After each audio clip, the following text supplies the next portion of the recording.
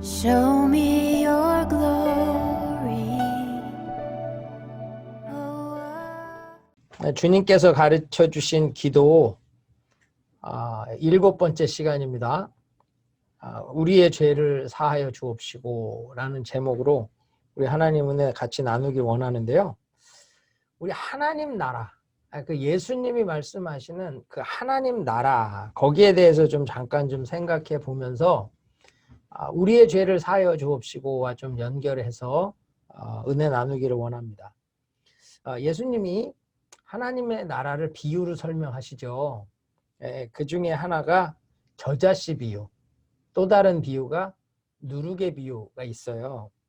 근데 이 겨자씨 비유와 누룩의 비유가 중요한 두 가지의 특징을 가지고 있습니다. 첫째는 이 은닉성이라는 거예요. 은닉성. 은닉한다, 숨긴다. 그런 것처럼 겨자씨도 아주 조그만 제일 작은 씨앗이죠. 누룩은 우리가 보기에도 힘들 만큼 작은 거예요. 다시 말하면 예수님의 하나님 나라는 보이지 않게 시작한다는 거예요. 보이지 않게. 글로리 교회는 아주 하나님 나라 운동을 잘하고 있는 것 같아요. 보이지 않게 온라인으로 시작을 했어요. 그렇죠? 네. 보이지 않는데 스멀스멀 모여갖고 예배드리면서 이 누룩처럼 부풀어 오를 것이고 겨자씨처럼 커질 거라는 거죠. 하나님 나라는 아주 작고 아주 보이지 않는데 분명히 시작하고 움직여진다는 것. 그게 이 겨자씨 비유와 누룩 비유에 있는 특징 중에 하나입니다. 다른 하나는 성장의 필연성이라는 거예요. 이 성장의 필연성이라는 게 뭘까? 겨자씨는 반드시 자라요. 그렇죠? 누룩도 반드시 부풀린단 말이에요. 왜 그래요? 생명이 있으니까. 생명이 있기 때문에 반드시 자라고 부풀른다는 거죠. 글로리 교회는 생명이 있습니까? 네, 생명이 있으면 반드시 자라게 돼 있어요. 자라게 돼 있어. 여러분 곽전도사님 만나서 또 저를 만나서 여러분들이 자라고 있습니까? 믿음이 자라고 있어요?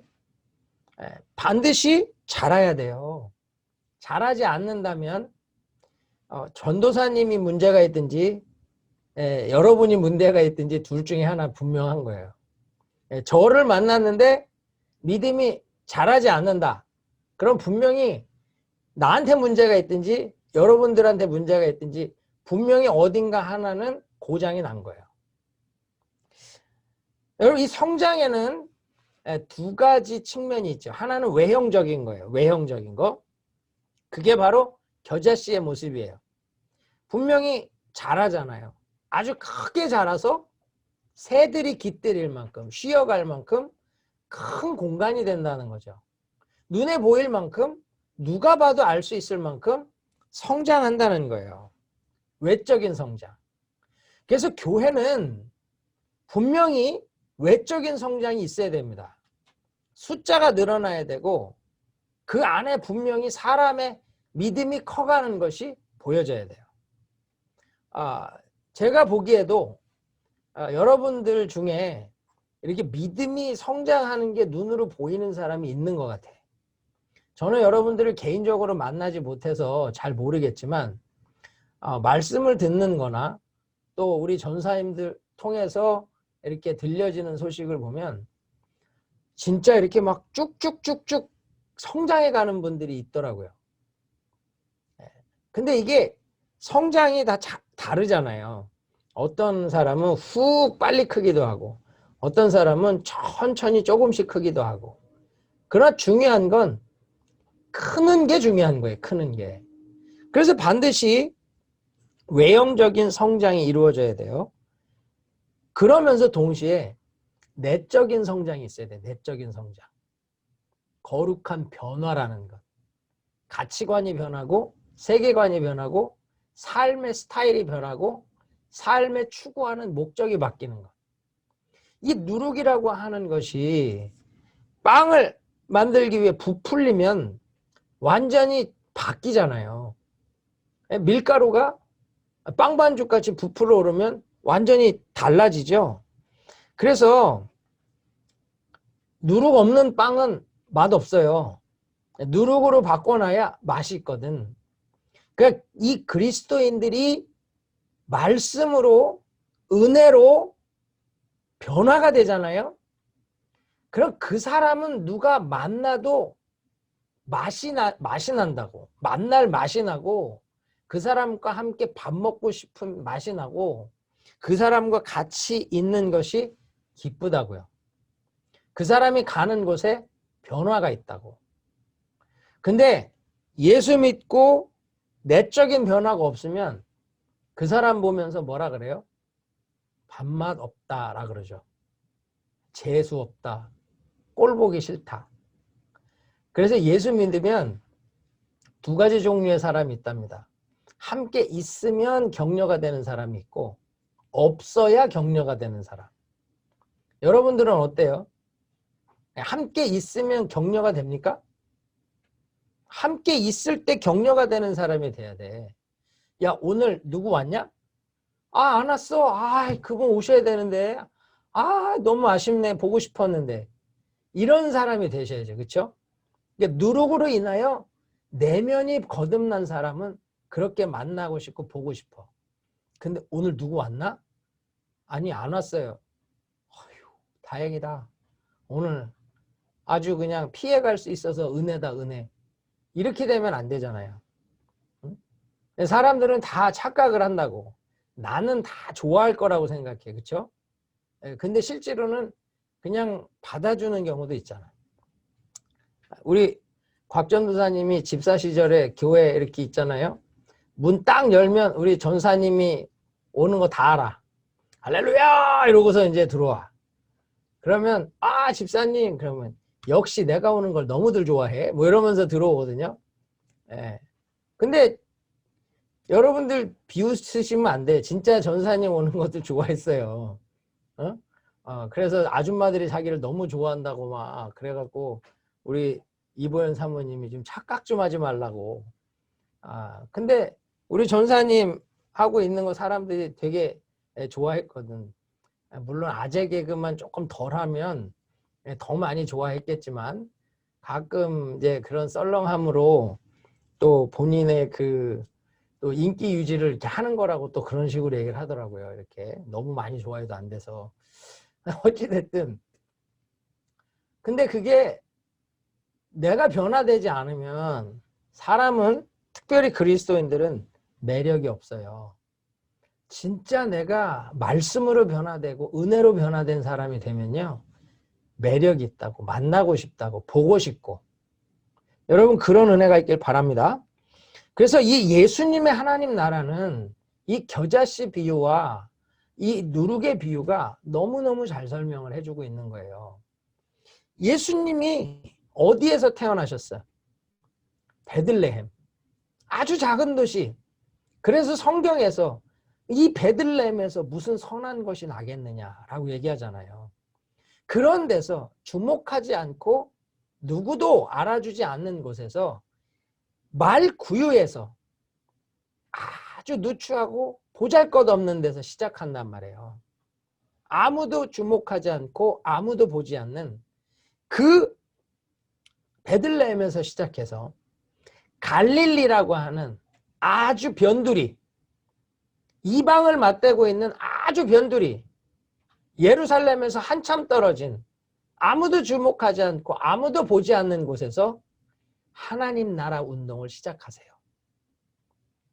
그런데 이 하나님 나라 운동이 힘을 얻죠.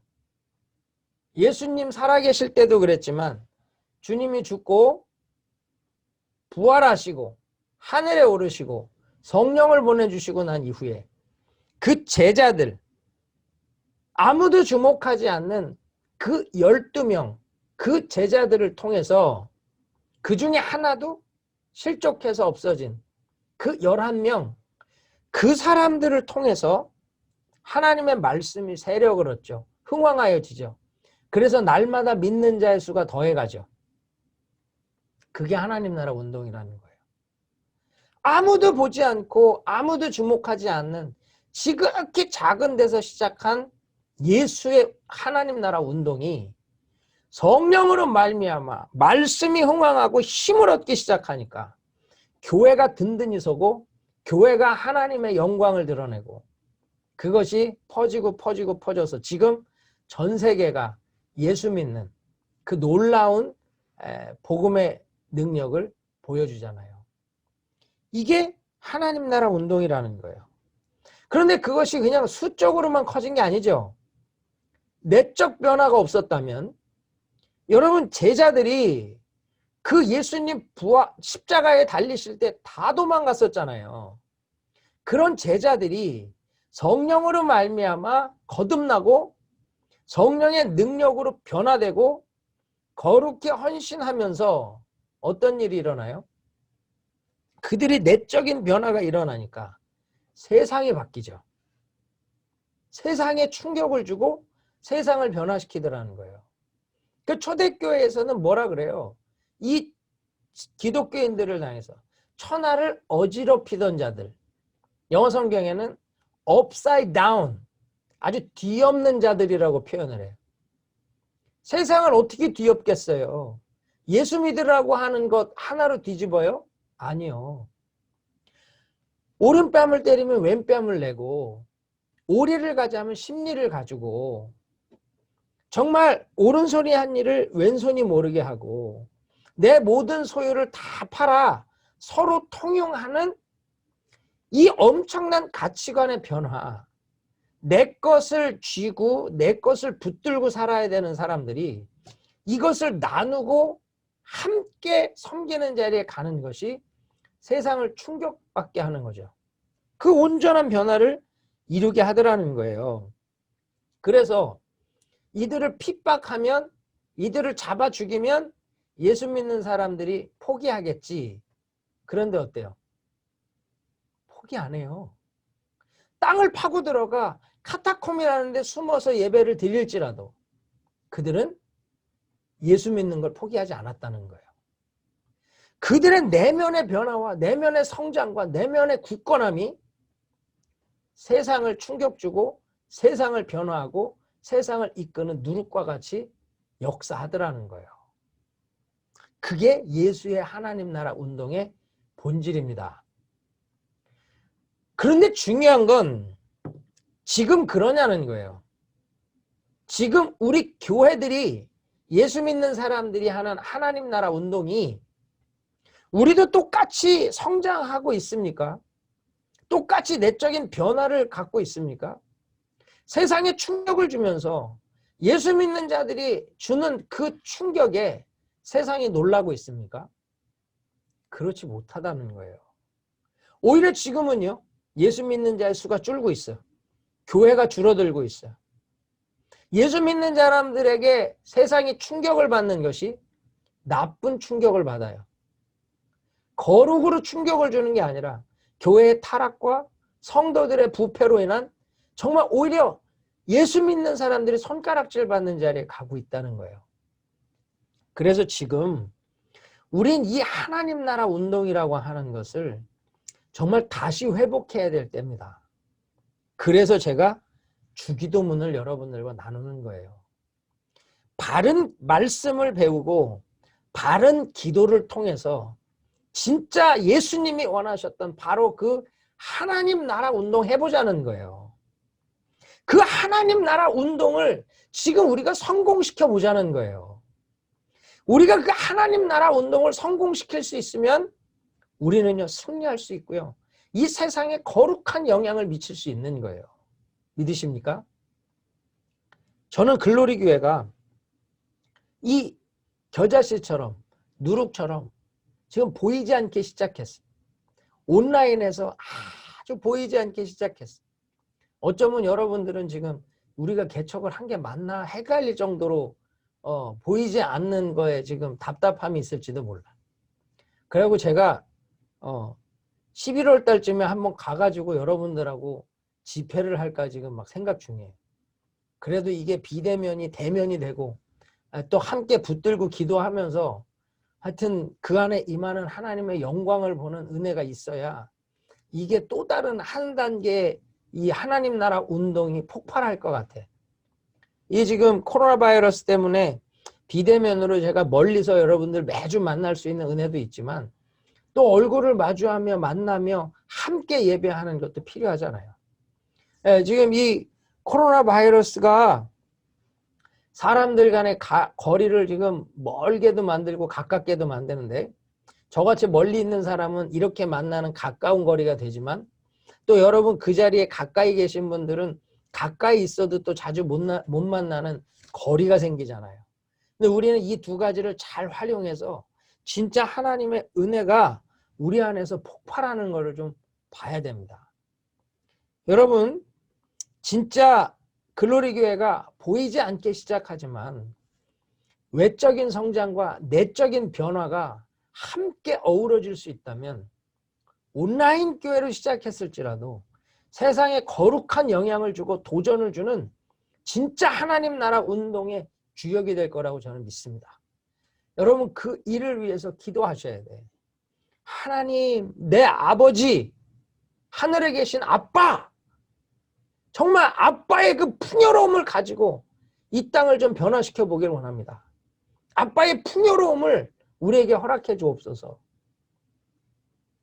정말 그 거룩히 여김이라는 것, 내가 거룩히 살며 하나님의 이름을 욕되지 않게 하는 제자, 더 적극적으로 하나님의 영광을 드러내는 제자의 삶을 고민하셔야 되고, 내가 그렇게 살지 못하는 걸 날마다 회개하면서 하나님 거룩을 이루기 원합니다. 나를 쳐 주께 복종시키는, 말씀에 나를 쳐 복종시키는 그 거룩한 기도가 날마다 있어야 되고요.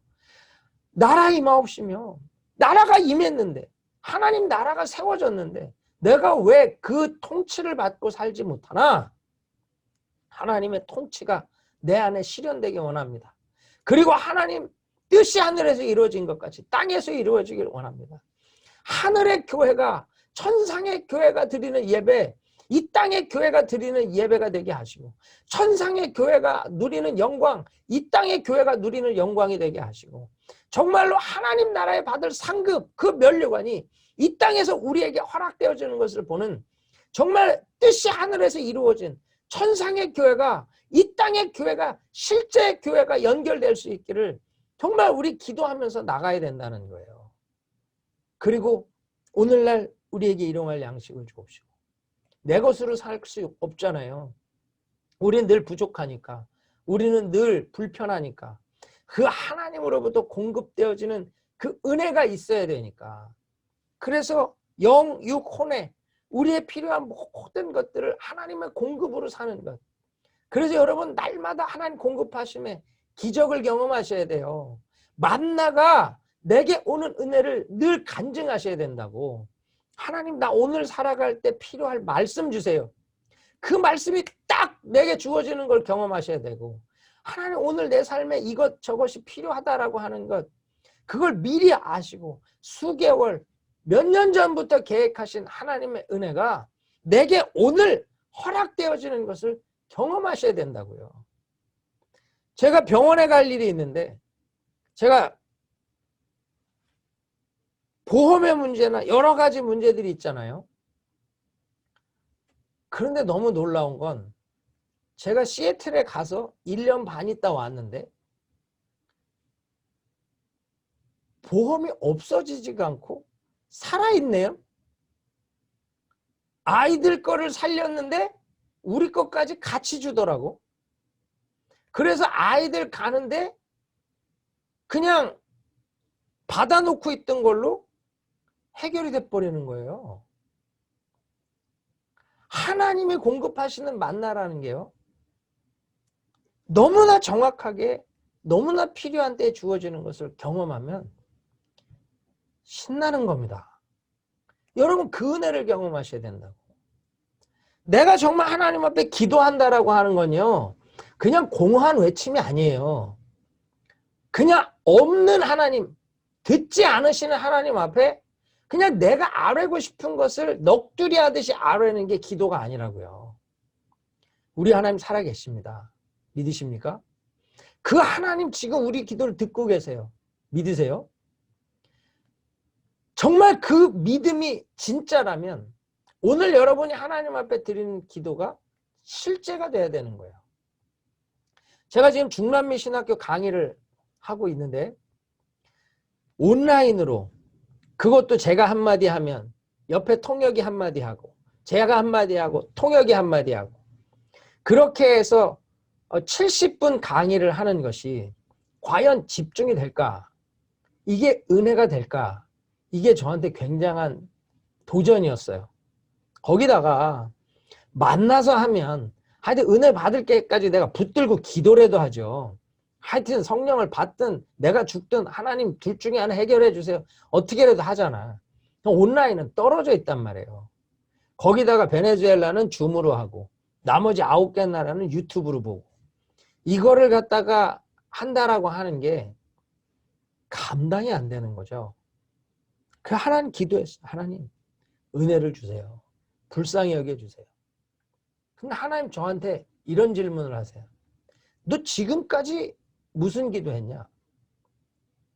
이 초대교회에 임했던 성령의 갑절을 달라고 기도했죠. 마가의 다락방에 모일 때가 아닌 지금 온라인으로 모여야 되는 때니까 그때보다 2배의 성령이 없이는 안 된다고. 지금 마가의 다락방에 모이듯 줌 회의실에 모이고 유튜브로 모이는 그것이 마가의 다락방과 같이 되게 해달라고 기도했죠. 근데 왜 안 믿냐 그러더라고. 기도만 했지 믿지를 않고 있었던 거예요. 그 순간 내가 회개하면서 하나님, 그럼 내 기도한 대로 하나님 그 은혜를 주세요. 그래, 네가 기도한 것을 네가 삶에서 경험하는 걸 한번 보라고. 그게 제 마음에 은혜가 되더라고요. 그래서 그 하나님의 일하심을 보겠다. 그러고 기도했어요. 근데도 자신이 없더라고. 하나님 이게 될까요? 의심이 되는 거예요. 근데 주님이 저한테, 야, 너 기도하고 너한테 어떤 능력이 임했고 너에게 어떤 역사가 나타나는지 너 보고 싶지 않냐? 그 순간 제가, 그렇지, 하나님 듣고 계시구나. 하나님 분명히 살아계시고 나와 함께 하시는데 내가 입으로는 그 하나님을 믿는다고 하면서 실제로는 두려워하고 있구나. 그래서 주님 믿습니다. 하여튼 내가 질를 테니까 하나님 일해 주세요. 그러고 담대하게 했어요. 얼마나 많은 간증이 나오는지 몰라요. 상상할 수 없는 일들이 일어나. 선교사님들부터 정신 차리게 해주셔서 감사하다고, 말씀을 새로 볼 수 있는 기회를 주셔서 감사하다는 소리가 나오고, 지금 현지 교회들이 뒤집어져서 새벽 기도 운동이 일어나고 연합 기도 운동이 일어나고 교회 개척이 시작되고, 정말로 배운 말씀을 자기 교회 성도들에게 가르치겠다, 바로 성경 공부가 시작되고 주일 예배 때 가르치겠다 하는 분들이 나오고, 지금 하나님의 놀라운 일들이 일어나고 있더라는 거예요. 여러분,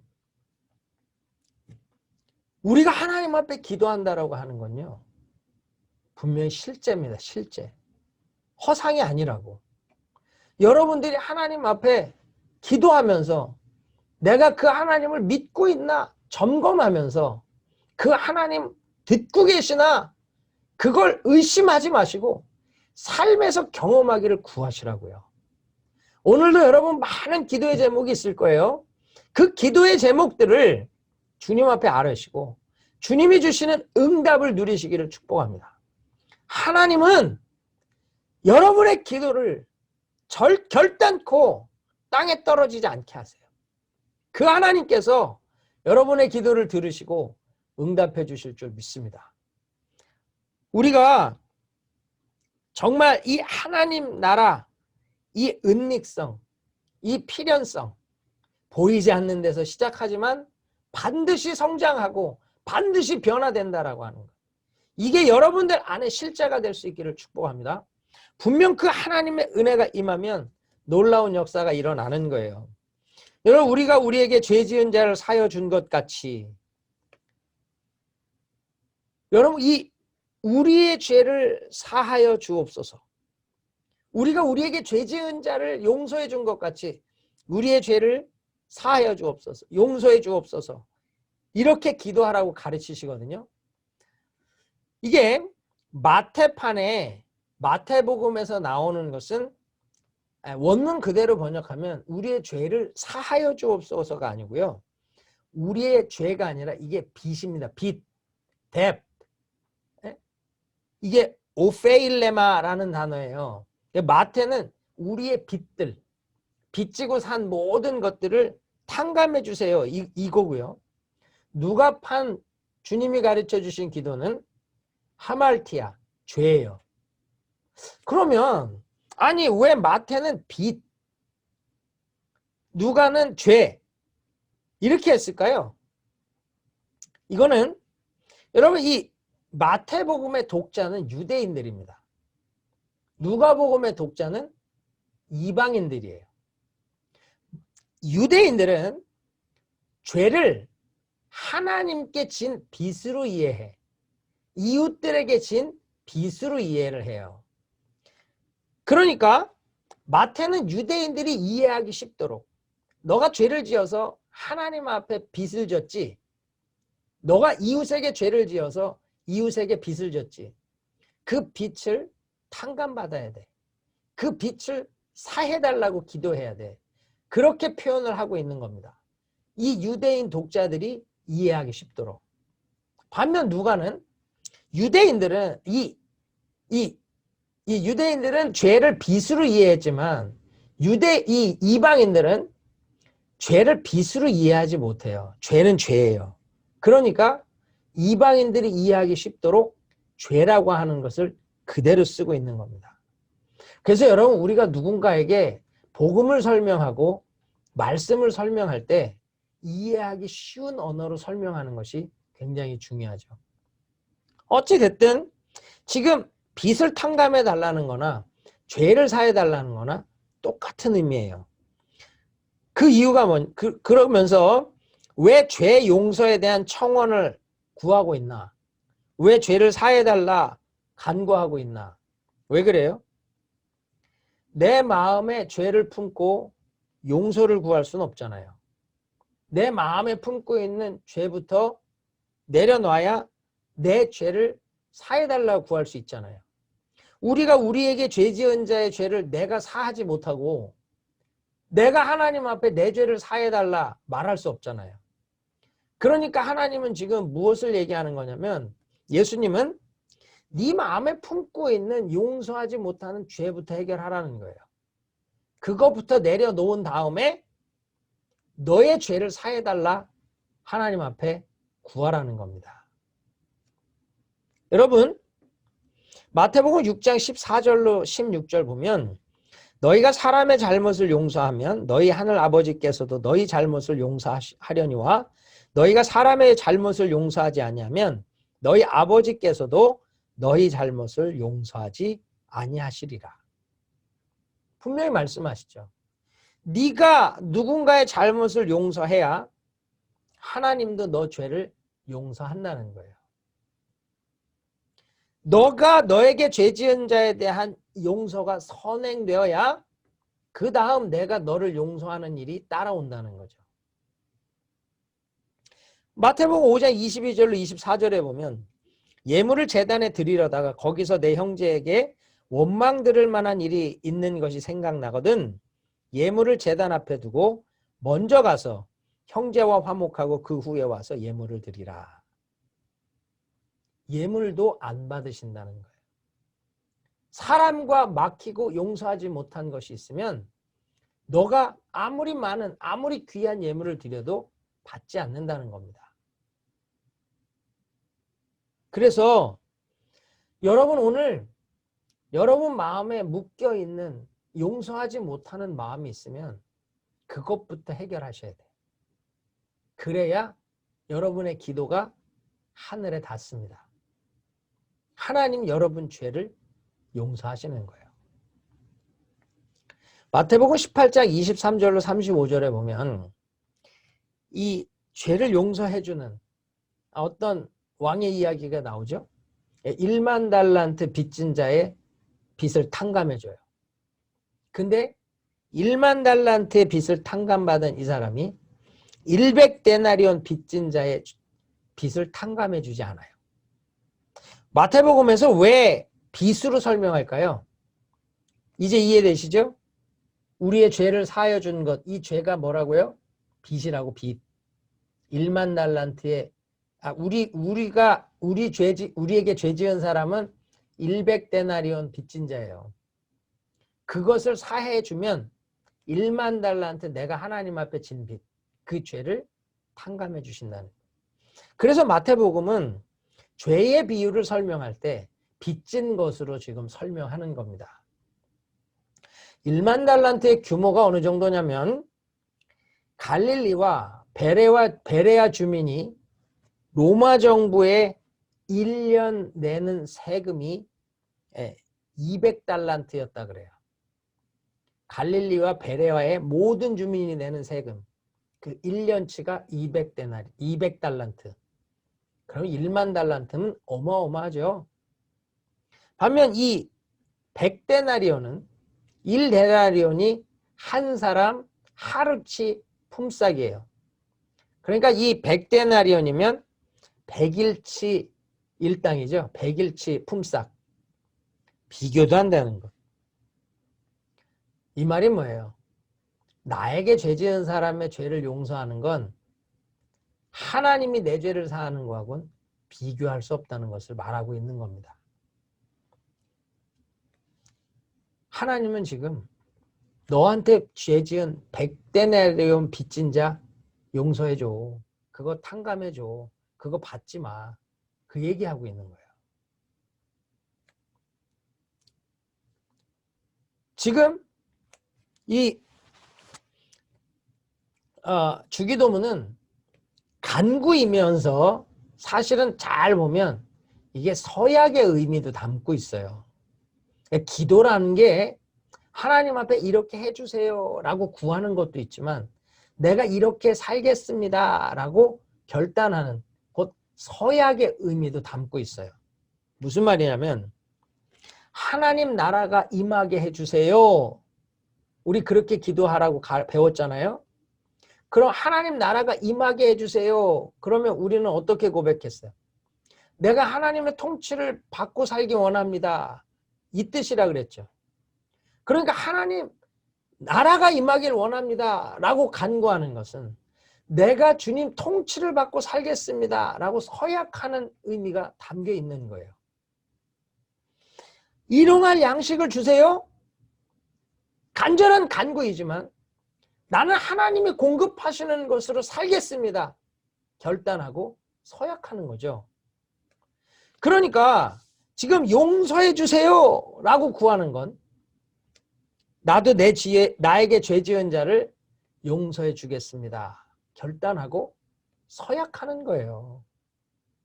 이게 진짜 기도라는 거예요. 내가 하나님 앞에 구하는 것만이 기도가 아니고 그분 앞에 내가 이렇게 살겠다 결단하는 게 있고 그걸 서약하는 게 있어야 이게 진짜 기도라는 거죠.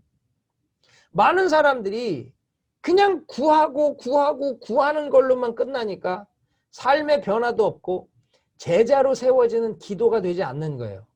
그러나 진짜 제자로 세워지는 기도는 하나님 앞에 해 주시옵소서, 이렇게 해 주시옵소서 간절히 청원하고 구하는 거지만 그러면 내가 이렇게 살겠습니다, 이렇게 하겠습니다 라는 서약이 따라오는 거예요.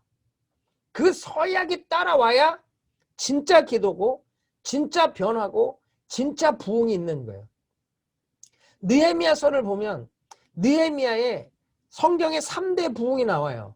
3대 부흥 중에 하나, 미스바 부흥, 수문학 광장의 부흥, 오순절 성령의 대부흥, 이게 성경에 나오는 3대 부흥인데 그 수문학 광장의 부흥이 느헤미야에 나와요.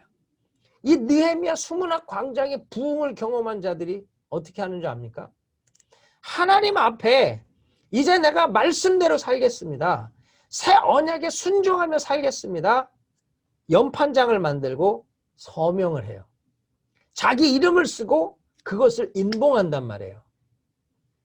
이게 진짜 부흥이고 이게 진짜 기도예요. 우리가 하나님 앞에 기도한다라는 건 하나님 나라가 임하기 원합니다. 간절한 간구와 청원과 함께 주님 통치 안에 살겠습니다. 결단하고 서약하는 거예요. 그게 제자죠. 입으로 하나님 나라만 구하고 삶은 따라주지 않으면 그게 무슨 기도예요. 여러분, 내 죄를 용서받고 싶으시죠? 내가 정말 용서받고 하나님 앞에 거룩한 자로 살기를 원하시죠? 그렇다면 나 같은 죄인 1만 달란트 빚진 자를 탕감해 주신 하나님의 은혜가 내 안에 있다면 100데나리온 빚진 자 용서하겠다라고 하는 결단이 우리 안에 있어야 되는 거예요. 여러분, 이 죄를 사해준다, 죄 사함을 받는다, 이게 어떤 의미가 있어요? 시편 85편 2절에 보면 죄를 덮어버려. 보자기로 덮고 뚜껑으로 덮듯이 죄를 덮어. 그러나 그 안에 죄는 여전히 있긴 있죠. 그러나 죄를 보지 않겠다는 거예요. 시편 103편 12절에 보면 죄를 멀리 옮겨버린대. 동에서 서가 먼 것 같이 죄를 멀리 옮겨버려. 아예 멀리 옮겨버려. 눈에 보이지 않는 것으로 옮겨버려. 이걸로도 이해가 안 되고 믿지 못하면 어떻게 돼요? 이사야서 43장 25절. 죄를 도말하시는 것, 지워버리시는 것. 싹 지워버려. 여러분 컴퓨터에 싹 딜리트해버리는 것. 휴지통까지 비워버리는 것. 그것도 안 되면 아예 그냥 포맷해버리는 것. 주님 그렇게까지 해주신다. 사도행전 22장 16절. 죄를 씻어버려. 씻어버려. 흔적도 없이 없애버린다. 이게 주님으로부터 받은 은혜예요. 그러니까 우리가 천국 갈 수 있는 거예요. 주님이 이 죄를 우리에게서 보시면 우리 못 가요. 그런데 주님이 그 죄를 다 씻어버렸거든. 지워버렸거든. 도말하셨어요. 아예 흔적도 없이 없애버렸어요. 그렇다면 우리도 우리에게 죄 지은 자를 용서해야죠. 용서해야죠. 주기도문은 정말로 적극적인 제자들을 요구하는 겁니다. 기도하고 청원하고 간구하는 데 머무는 게 아니라 내가 그렇게 살기를 원합니다. 결단하고 서약하기를 원하는 거예요. 용서를 통해서 하나님의 나라가 진짜 이 땅에 실현되는 것. 용서라는 게 뭐예요? 하나님 사랑, 이웃 사랑에서 나오는 거잖아요. 여러분, 이웃을 사랑하는 마음이 없이는 절대로 용서할 수 없어요. 내가 이웃을 사랑하지 못하는데 어떻게 용서해? 여러분, 이웃을 사랑한다? 이거 쉬운 거 아니죠, 그렇죠? 하나님 사랑하지 않으면 절대로 이웃 사랑 실천 못해요. 돈을 사랑하면 이웃은 사랑의 대상이 아니라 착취의 대상이에요.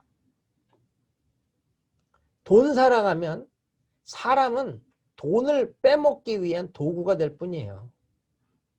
그런데 진짜 하나님을 사랑하고 말씀을 사랑하면 이웃 사랑해요. 옛날에 그런 말 있죠. 콩나물 공장 아들은 콩나물 안 먹는데.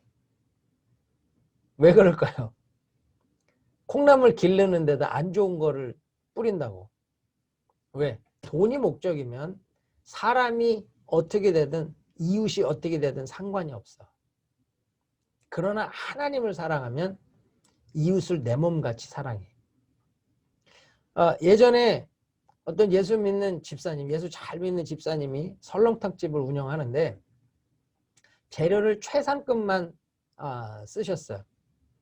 근데 하루는 재료를 갖다 주는 사람이 오늘은 이게 재료가 좀 별로 안 좋은데 그냥 오늘 하루만 그냥 이거 쓰라고 뭐 우유를 타든 뭐 좀 해갖고 좀 대강 좀 하라고. 그런데 이분이요, 됐다고 가져가라고. 그리고는 오늘은 영업을 하지 못합니다. 그러고 이렇게 붙여놓은 거예요. 그 이유가 뭐냐? 재료가 좋지 않아서 오늘 가게 문을 닫습니다. 그러니까 주변 사람들이 비웃는 거죠. 야, 무슨 재료 그거 갖고선 가게 문을 닫냐. 근데 그 사건 이후로 그 집이 대박이 나버린 거예요. 완전히 주인에 대한 신뢰가 높아진 거죠. 야, 저 집은 믿고 먹을 수 있구나.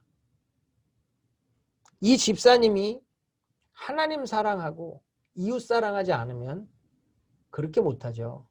하루 장사를 안 하면 손해보는 돈이 얼만데. 그러나 그 돈을 손해보더라도 좋지 않은 재료로는 할 수 없다. 여러분, 이게 하나님 나라예요. 이게 하나님 나라라고. 정말 이웃 사랑을 실천해야 하나님 나라가 임하는 거고, 하나님 나라가 실제가 되고, 하나님 나라가 성장하는 거예요. 누룩처럼 반죽을 변화시키듯 누룩 같은 성도가 사회에 들어가면 사회가 거룩하게 변화되는 거예요. 이 집사님이 그렇게 정직하게 장사를 하니까 주변 식당들도 정직하게 장사를 하는 거죠. 그 한 사람의 누룩이 사회를 변화시키죠. 또한 그렇기 때문에 그 사람 때문에 많은 사람들이 깨끗하고 좋은 재료로 만든 음식을 먹는 은혜를 입는 거잖아요. 많은 사람들이 구원의 덕을, 구원의 은혜를 입게 되는 거죠. 이게 겨자씨 아닙니까? 많은 사람들이 깃들어갈 정말 나무와 같은 그런 은혜가 임하는 거잖아요. 그래서 여러분, 정말 이웃사랑이라고 하는 것, 그 실천을 어쩜 우리는 용서부터 해야 되기 때문에 주님은 지금 내 죄를, 나에게 죄 지은 자를 사여 준 것 같이 우리의 죄를 사해 달라고 기도하라고 우리 주님 우리에게 가르치시는 겁니다. 여러분, 그러므로 정말 제자는 어떻게 살아야 될까요? 우리에게 죄 지은 자를 용서하며 살아야 돼요. 참 어렵죠? 네? 우리에게 죄 지은 자가 누구예요? 어쩌면 가장 사랑하는 사람이에요. 내 아내가, 내 남편이 내가 용서해야 될 사람이라고. 내 부모가, 내 자식이 용서해야 될 사람이에요. 내 옆에 있는 동역자가 용서해야 될 사람이에요. 참 이게 그래서 어려운 거예요. 왜 어렵냐? 사랑을 기대했는데 상처를 받아. 그래서 용서가 안 되는 거예요. 부부끼리 사랑해서 결혼했잖아요. 그런데 부부끼리 평생 원수가 돼. 평생 원수. 부모와 자식이 사랑의 관계잖아. 그런데 부모와 자식이 원수가 되더라고요. 교회에서 목사와 성도가 사랑의 관계잖아요. 그런데 목사와 성도가 원수가 되고 성도와 성도가 원수가 돼. 왜 그래요? 사랑을 기대했는데, 사랑을 받기를 원했는데 상처를 받아서 그런 건 아닙니까? 그래서 이게 용서한다는 게 정말 어려운 거예요. 내적 치유 사역을 하다 보면 거의 대부분이 사랑하는 사람들에게 받은 상처 때문에 아파하고 병들어요. 제가 플러신 학교 다닐 때 찰스 크래프트 교수님이 이 딥 힐링이라는 아주 이 깊은 내면의 치유라는 클래스가 있었어요. 그때 이 미니스트리를 하면서 프랙티스를 해갖고 오라 그러고 실습을. 그때 우리 전사님 한 분이 결혼한 지 한 3개월밖에 안 됐을 거예요. 그래서 집에 가서 와이프를 놓고 실습을 한 거죠. 영적 프랙티스를 하는데 갔다 와갖고 이분이 좌절을 했어. 왜 그렇게 힘들어하냐 그랬더니 우리 사모 프랙티스를 하는데 사모가 평생 받은 상처의 90%가 자기 때문이더래. 그래 자기는 너무 놀랬다는 거예요. 근데 우리는 보기에 당연한 거 아니야? 그러고 있었거든. 말은 못하고. 도대체 결혼하고 신혼부부가 3개월밖에 안 됐는데 집에를 안 들어가. 밥을 한 번 와이프랑 안 먹고 하루 종일 학교에 있다가 들어가면서 와이프한테 자기는 잘한다고 생각하는 이 정신세계는 뭘까? 이 뇌구조는 뭘까? 나 좀 이해가 안 됐었어요. 근데 그분은 그렇게 얘기를 해요. 내가 와이프한테 이렇게 해주고 저렇게 해주고 내가 얼마나 잘했는데. 그러니까 자기 잘한 것만 기억에 남는 거예요. 자기가 잘못한 거는 하나도 기억이 안 남어. 이게 비극의 시작이더라고. 그래서 사랑은 뭐라고요? 눈물의 씨앗이래잖아. 눈물의 씨앗. 이걸 보고 웃는 분들은 옛날 사람이네. 옛날 사람. 요즘 사람들은 도저히 알 수 없는. 근데요. 여러분 용서가 결국 내 영성의 크기라는 거 아십니까? 용서의 크기가요. 내 영성의 사이즈예요. 영적 거인들은 용서의 크기가 어마어마해. 우리가 도저히 알 수 없고 비교할 수 없는 수준의 용서를 하더라고요. 여러분 용서 정말 힘든 거예요. 진짜 어려워. 그러나 정말로 용서가 안 되면 내가 불행해집니다. 여러분 이걸 아셔야 돼. 용서하지 못하는 마음이 내 안에 있으면 절대로 다른 사람이 불행한 게 아니라 내가 불행해요. 그래서 진짜 용서하며 사는 것, 용서라는 은혜를 누린 사람이 얼마나 행복한 것인지를 알 수 있다는 거예요. 제가 그래서 오늘 이 말씀을 준비하다가 기도하는 중에 우리 글로리 교회에도 용서하지 못하는 묶임이 있는 분들이 있지 않나. 그 용서하지 못하는 마음이 아픔이 되고 고통이 되고 있지 않나라는 이런 마음의 부담이 있더라고요. 그래서 제가 이번 주일날 이 상처의 치유라고 하는 관점으로 용서를 주제로 좀 말씀을 나누고 여러분들 안에 있는 묶임을 좀 풀 수 있으면 좋겠다. 그 마음이 들어서 이번 주일날 제가 여러분 이 용서라는 제목으로 말씀 나누고 하나님이 여러분을 풀어주시는 정말 자유한 자리에 가는 은혜가 있기를 원합니다. 제가 오늘 이걸 이어서 설명하기에는 시간이 안 되더라고요. 그래서 정말 여러분 용서하는 것 이게 안 될 것 같은데 거짓말같이 됩니다. 왜냐하면 용서는 내가 할 수 있는 게 아니에요. 내 안에는 용서할 능력이 없어요. 저부터도 저를 아프게 한 사람을 용서할 능력이 없어. 그래서 누군가 나에게 상처 주고 누가 나에게 아프게 하죠. 그럼 우리는 내 스스로 이걸 치유해낼 능력이 없어서요. 상처를 되뇌이고 묵상하면서 계속 아파만 해. 그러나 이게 뽑히죠. 주님이 거짓말같이 치유해 주시죠. 인생이 바뀌어요. 정말 인생이 바뀌어요. 이 용서라고 하는 것이 얼마나 큰 능력인지를 경험하게 되잖아요. 그 다음부터는 웬만한 거 가지고는 상처받지 않아요. 웬만한 거에 묶이지 않아요. 그 사람을 축복하고 그 사람을 위해 기도해요. 그 성경이 얘기하죠. 너는 원수를 위해 축복하며 기도하라고.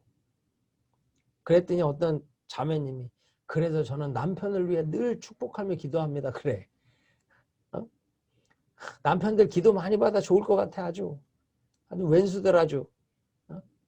왼수로 사는 거를 좀 깨달아야 되는데. 여러분 정말 여러 용서한 사람만이 누릴 수 있는 기쁨이 뭔지 아십니까? 이게 용서해 본 사람, 그 용서로 말미암아 내 안에 흘러 들어오는 그 어마어마한 기쁨과 영광이 있거든요.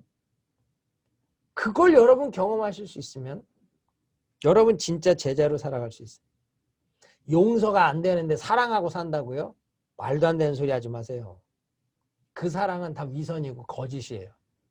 표면적인 사랑이에요. 립 서비스. 요즘으로 얘기하면 진심이 안 느껴지는.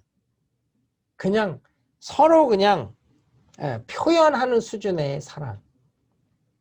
여러분 이 사랑이라고 하는 건 진짜 영성의 완성이잖아요. 완성. 예수님만이 할 수 있는 것. 여러분 우리 사랑 못해요. 왜 우리들 사랑하죠. 왜 사랑을 못해요? 여러분 우리는 사랑이라고 하는 게 없어요. 하나님은 사랑이세요. 그래서 그 하나님만이 사랑하실 수 있어요. 그분이 우리를 진정 사랑하시기 때문에 하나님이 세상을 이처럼 사랑하사 그래 독생자 주시는 거예요. 그분이 사랑이시고 그분만이 사랑할 수 있기 때문에 우리가 그 안에 들어가지 않으면 하나님으로부터 흘러나오는 사랑을 채우지 못하면 우리 절대 사랑 못해요. 우리 안에는 뭐가 있어요? 시기와 질투와 미움밖에 없어요. 에덴에서 쫓겨난 인간이 제일 처음 범한 죄가 뭐죠? 살인이에요. 누굴 죽여요? 형이 동생을 죽여요. 가인이 아벨을 죽인다고. 왜 죽여요? 시기에서. 하나님이 아벨만 좋아하니까. 그래요? 아니요. 가인은 자기의 행위를 돌아보질 못해. 자기 안에 옳지 못함을 보지 못해. 하나님을 오해하고 그로 인해 동생을 죽여요. 범죄하고 에덴에서 쫓겨난 인간의 실존, 우리의 본전은요, 미움이고 시기고 욕심이에요.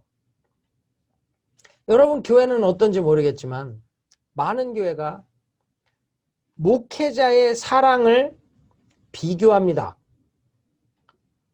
목사님이 나를 더 사랑하셔. 그럼 행복해. 목사님이 저 집사님을 더 사랑해. 그러면 불편해. 그게 정상이에요. 왜? 우리 인간의 본전이 그거거든. 누군가가 나보다 더 칭찬받으면 야, 내가 못하는 걸 당신이 해서 정말로 기뻐요? 드물어요. 어떻게 해서든 흠을 잡아야 되고 어떻게 해서든 트집을 잡아야 되고 어떻게 해서든 무언가 하나를 부족하게 만들어야 속이 편해요. 그게 인간의 본전입니다. 그래서 우리는요, 사랑하며 산다는 거 어려운 거예요. 그래서 여러분 우리가 정말로 용서하고 사랑하며 살 때 상상할 수 없는 기쁨이 있고 행복이 있거든요. 여러분 부모님하고도 좋은 관계에서 살아갈 수 있지만 그렇지 못한 경우 많아요. 저부터도 우리 아버지하고 정말 어려웠어요. 나는 집에서 우리 아버지랑 한 상에서 밥 먹는 것도 불편했던 사람이에요. 정말이에요. 너무너무 힘들었던 사람이에요. 아버지에 대해서 나도 용서하지 못하는 마음이 있었던 사람이에요. 그런데 주 안에서 해결이 되더라고요. 어제 제가 이렇게 침대에 누워있는데 우리 막내 녀석이 쓱 오더니 갑자기 제 위로 올라와. 이게 9살이나 돼갖고 이제 키도 막 엄청나게 크고 몸무게도 많이 나갔는데 갑자기 내 위로 올라와. 그러더니 어리광을 부리더라고. 그러고는 아빠 잘 자요 그러고 뽀뽀를 하고 쓱 나가. 그때 우리 사모가 나한테 물어봐요. 여보, 당신은 아버님한테 저렇게 해본 적 있어? 한 번도 없어요. 난 한 번도 없어. 왜? 우리 아버지한테는 난 상상도 못하는 일이에요. 근데 그 아이는 언제든지 지가 원하는 때에 와서 아빠한테 허그를 하고 가.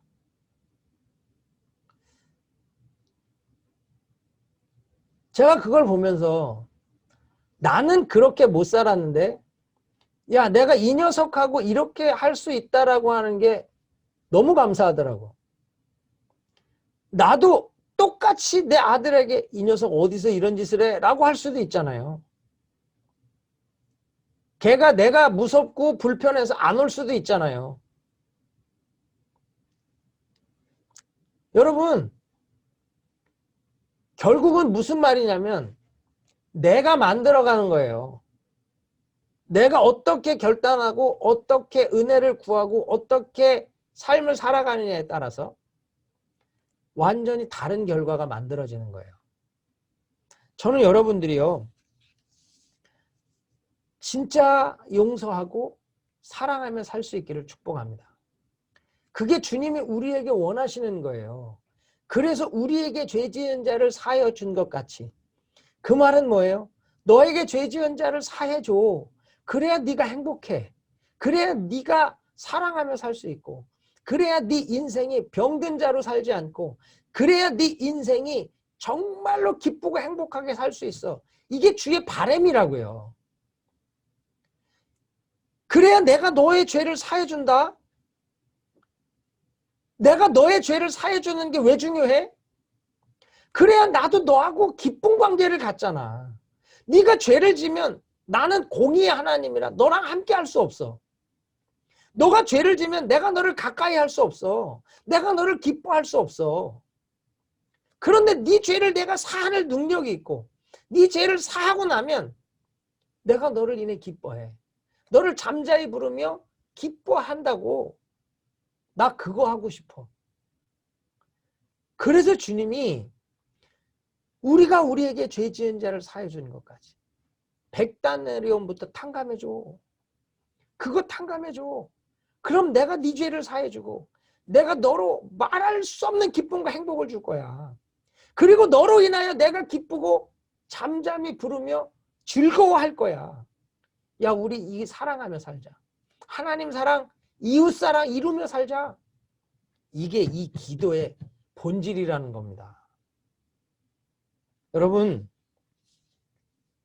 그래서 여러분 하나님 앞에 정말 용서하고 사랑하며 살 수 있기를 축복합니다. 그래서 이 사실 용서하지 못하는 사람들 안에는 뭐가 있어요? 분노가 있어요. 분노. 이 분노가 다 있다고. 그래서 아버지에 대한 분노, 아내에 대한 분노, 남편에 대한 분노, 또 목사에 대한 분노, 성도에 대한 분노 다 있다고. 어떤 분이 농담을 하더라고. 골프를 치는데 골프가 언제 제일 잘 쳐지냐면 골프공을 놓고 아무개 머리다 그러고선 친다나 빡 치면 그렇게 시원할 수가 없대.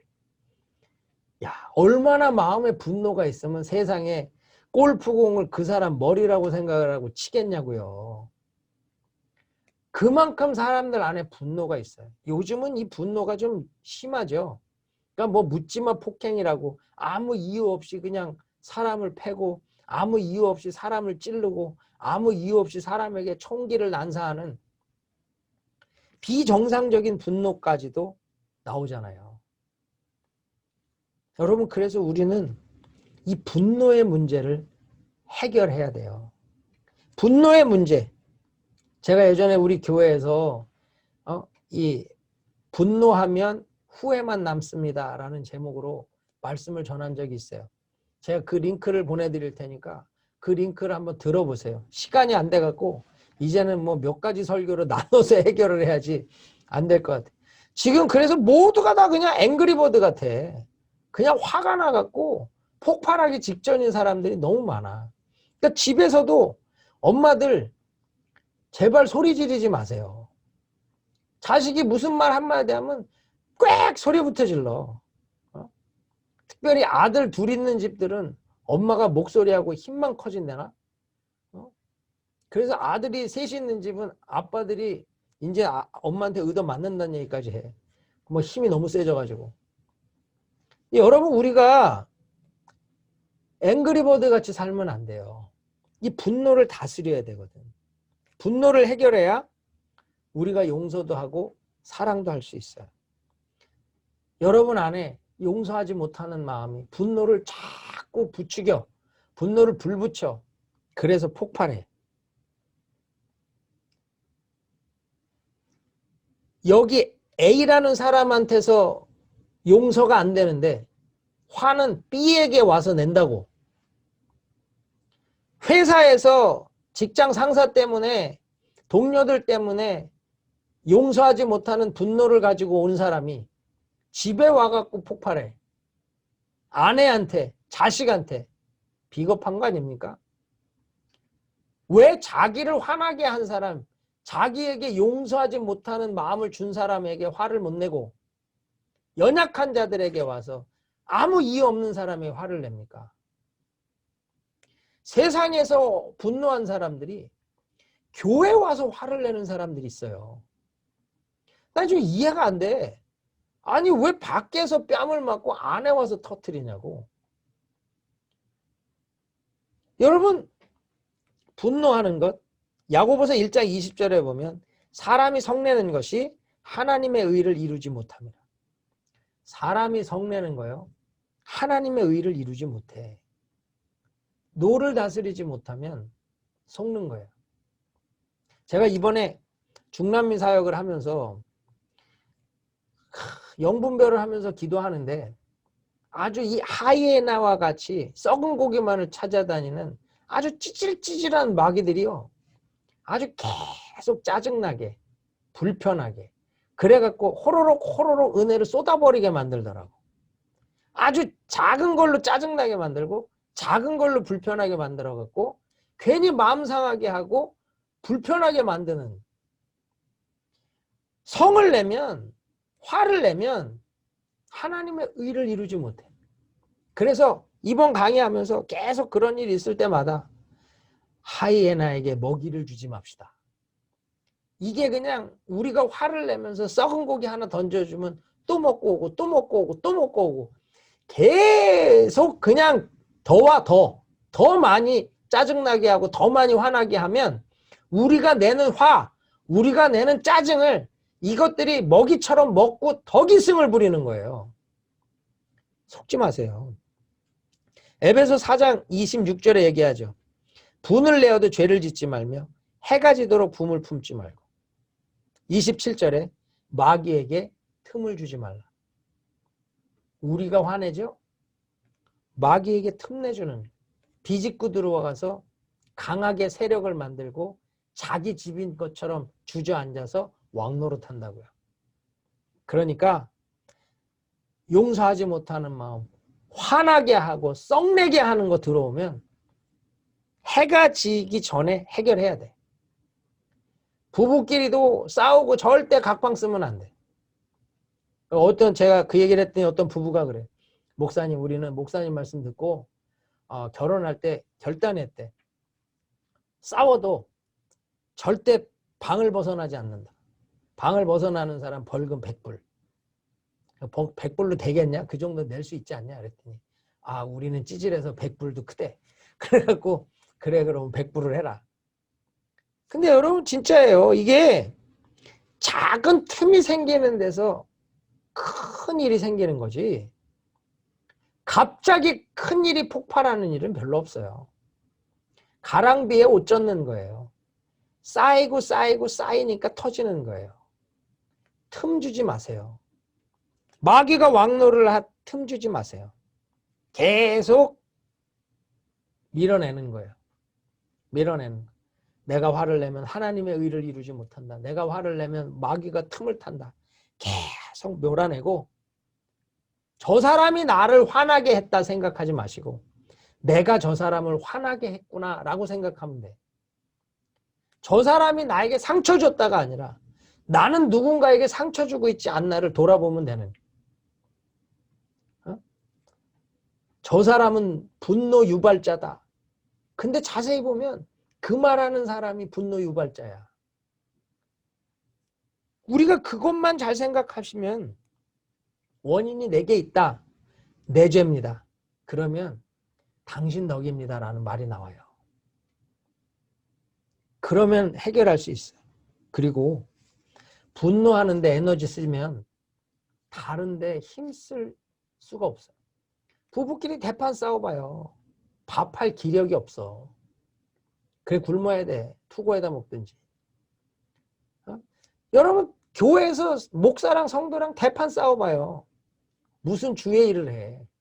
엉뚱한데 에너지 다 써서 아무것도 할 일이 없는 거예요. 여러분 누군가하고 대판 싸워봐. 기도할 힘이 있어요? 엉뚱한데 에너지 다 써가지고요. 기도할 힘이 없어요. 선을 행할 에너지가 없는 거예요. 그래서 여러분 속으면 안 돼. 원수 마귀가 우리를 화나게 하고 우리를 무너지게 하는 그 일에 속지 마시고 정말로 용서할 수 있는 길이 무엇인가? 사랑하며 살 수 있는 길이 무엇인가? 이거 고민하셔야 돼요. 그러면서 우리가 우리에게 죄 지은 자를 사하여 준 것 같이 우리의 죄를 사하여 주옵시고 이걸 이루어야 하나님 사랑, 이웃 사랑을 이루고 우리가 정말로 제자의 삶으로 세상을 변화시키는 누룩으로 정말 세상이 쉬어갈 수 있는 겨자씨가 자란 나무로 설 수 있는 겁니다. 주님이 원하시는 것이 바로 그거예요. 하나님 나라 운동이 바로 이거라고요. 그래서 겨자씨와 이 누룩으로 시작한 거예요. 우리가 정말 변화되지 못하면 용서하는 자가 되지 못하면 세상이 계속 미워하고 계속 다툴 수밖에 없죠. 우리가 용서하고 우리가 쉬어갈 나무가 되어주는 것 그게 하나님 나라 운동인데 내가 나를 죄 지은 자 용서 못하는데 무슨 그 하나님 나라 운동이 이루어지겠어요. 그래서 여러분 정말 주님 앞에 진정한 용서를 통해 하나님의 사랑을 경험하시고 그 하나님의 사랑을 가지고 사랑을 나누며 사시면서 거룩한 결실을 맺어가는 하나님의 제자들 되기를 축복합니다. 우리가 우리에게 죄 진 자를 사하여 준 것 같이 우리의 죄를 사하여 주옵시고 이제 이 의미를 아시겠습니까? 진짜 용서하는 것 그것이 하나님 나라 운동의 굉장히 중요한 시작이고 거기에서 하나님의 사랑을 덧입는 귀한 통로가 되고 하나님의 사랑을 전하는 기회를 삼을 수 있는 거예요. 저와 여러분 모두가 우리에게 죄 지은 100데나리온 죄 지은 자가 누군지를 한번 돌아보시자고. 누가 나에게 죄를 지었나? 그 사람 용서하세요. 내가 먼저 손 내밀면 되는 거예요. 내가 먼저 하나님의 사랑을 실천하면 되는 거예요. 그리고 요즘 계속 분노가 일어나는 분 있어요. 분명히 있거든. 짜증나고 막 화나고 여기 분명히 있어. 내가 이름을 부를까요? 분명히 있다고. 그 짜증나고 화나는 사람이 있는데 왜 짜증나나 보세요. 왜 내가 이렇게 썽이 나갖고 난린가? 왜 버럭버럭 하나? 자기가 박명수도 아닌데 왜 버럭이야? 분명히 여러분 안에 용서하지 못하는 마음이 있어요. 누군가에게 받은 아픔과 상처가 골마서 병들어서 아파서 아프다고 소리 지르는 거예요. 주변에 누가 막 버럭버럭 하면요. 아프구나. 어떻게 내가 보듬어 줘야 되나. 그 고민을 해보세요. 이게 제자의 사랑을 실천하는 모습이에요. 그러면 우리의 공동체 또 여러분이 가서 만나는 모든 이들이 그 사랑 안에 회복되는 하나님 나라의 회복을 볼 줄 믿습니다. 우리 이 한 주간 용서하며 삽시다. 화내고 버럭하는 사람 아프구나. 어떻게 내가 품고 격려할 수 있을까? 사랑을 실천하며 삽시다. 그게 하나님 나라 운동이에요. 여러분의 기도로 정말로 많은 이들이 용서함 받고 새 힘을 얻고 사랑받고 살아가는 그 은혜를 경험하기를 주의 이름으로 축원합니다.